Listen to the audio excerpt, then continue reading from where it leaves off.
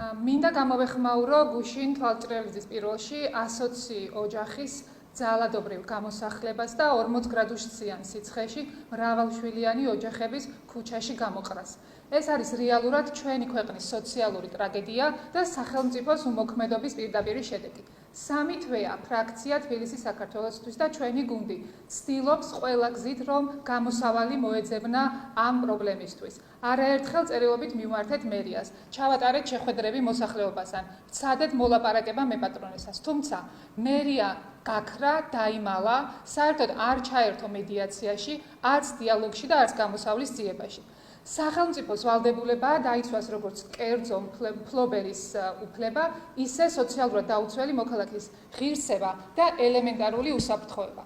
ჩვენ დიდი ხანია ვამბობთ, რომ ქართული ოცნება, რომელიც ვერ და არ იცავს საკუთარ ხალხს, ვერ დაიცავს ვერც სახელმწიფოს ინტერესებს.